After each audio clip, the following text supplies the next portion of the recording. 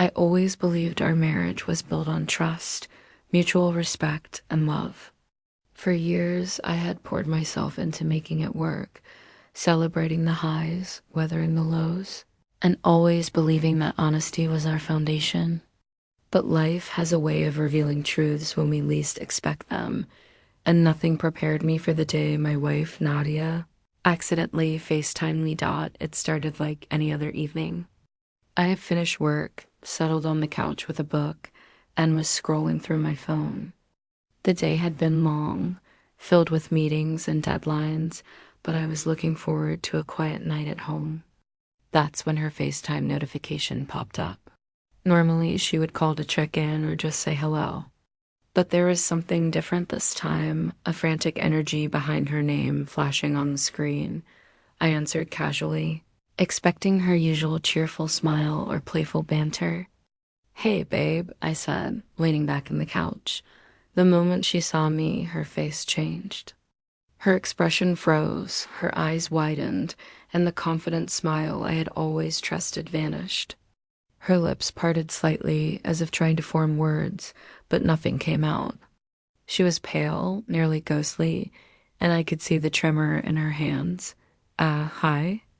She finally stammered, her voice uncertain. I stayed calm, my tone even, almost too casual. "Hi," I said, deliberately emphasizing the simplicity of the greeting. That single word, innocent to anyone else, carried a weight she couldn't ignore. It was the greeting of someone who knew, the greeting of someone who had just discovered betrayal, yet waited silently to let the realization sink in. She swallowed hard, looking around frantically as if searching for an escape. I noticed the background, someone else's reflection in the mirror, the hint of a shirt that wasn't mine, the subtle but unmistakable signs that she wasn't alone. My stomach sank, but I didn't react. I let her panic unfold, letting the truth take center stage. "Everything okay?" I asked lightly, though the calm in my voice belied the storm inside me. Her eyes darted back and forth, and she shook her head slightly. Yeah, just nothing," she murmured, avoiding eye contact. I leaned forward, resting my elbows on my knees. "You know, Nadia, sometimes accidents happen. Phones call people they weren't meant to. Faces appear on screens unexpectedly. And sometimes secrets get revealed." Her face drained of color even more. She opened her mouth again, but no words came out. I realized that this was the moment of reckoning. All the lies, the hidden texts, the clandestine meetings, they had been exposed not by confrontation, but by chance. And yet, she was powerless to escape the truth. I waited a beat, then continued, my tone calm, almost surgical. "It's interesting how technology works these days. One wrong tap, and suddenly, the world you think is private is very public, at least to the person who matters most." Her hands trembled as she fumbled with her phone. I could see her trying to mute the call and did anything to regain control. But it was too late. The evidence was in front of me, the faint reflection of another person in the background, the nervous glances, the sweat on her forehead. She had been caught completely and utterly without warning. "I see," I said softly, letting the words hang. "And I guess I should ask, how long has this been going on?" Her eyes welled up with tears, and finally she whispered, I didn't mean for you to find out like this." I nodded slowly, leaning back. "No, you didn't, and that's the irony, isn't it? You planned everything carefully, texts deleted, calls hidden, lies rehearsed. But life accidents? They have a way of exposing even the best laid plans." She looked away, sobbing quietly now.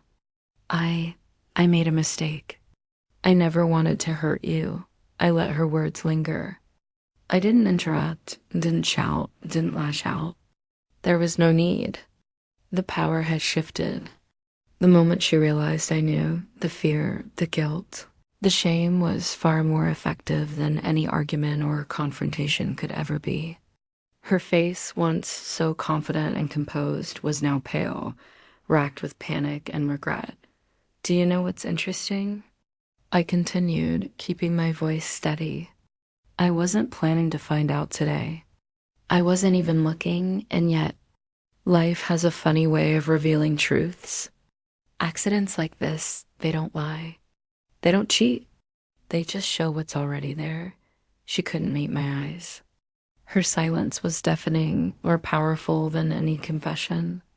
I could see her wrestling with herself, trying to figure out what to say, how to justify the betrayal. But the weight of her actions had left her speechless. After a few minutes, I said nothing more. I ended the call calmly, letting the silence speak for me. That small action, simple as it seemed, carried a magnitude she couldn't ignore. I didn't need to yell. I didn't need to curse. The revelation, accidental yet undeniable, had done its work. Over the next few days, she tried to contact me repeatedly, texts, calls, even emails, but I maintained my distance. I didn't reply immediately. I let the truth settle, let the fear of consequences sink in. Each unanswered message reminded her of the moment her carefully hidden affair had been exposed by nothing more than a single, accidental FaceTime call.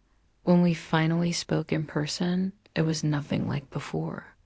Her voice was hesitant, her posture apologetic. She tried to explain, to rationalize, to beg for forgiveness. But I remained calm, listening, analyzing, observing. The trust she had shattered wasn't something that could be repaired overnight. The betrayal wasn't just in the act, it was in the planning. The secrecy, the casual disregard for what we had built together. I forgive mistakes, I said slowly, my eyes steady on hers. But betrayal is different. You knew the line and crossed it anyway. And now we both have to decide what that means for us. Her hands shook, tears streaming down her cheeks. She could barely form words, and I realized then that the moment I had witnessed the pale, panicked face on the accidental FaceTime was the moment she truly understood the magnitude of her betrayal. In the weeks that followed, our marriage changed.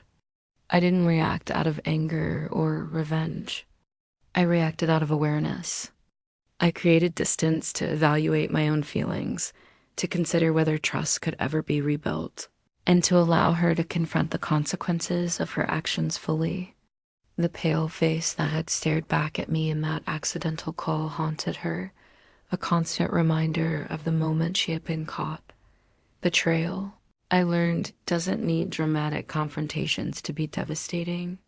Sometimes it's the small, accidental moments, the wrong call, the wrong tap, the wrong reflection that reveal the truth.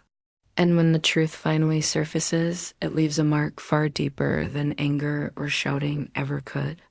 It leaves realization, fear, and the quiet, inescapable weight of consequences.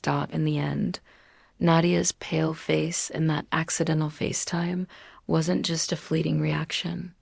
It was a mirror, reflecting everything she had hidden, every lie she had told, and every trust she had broken.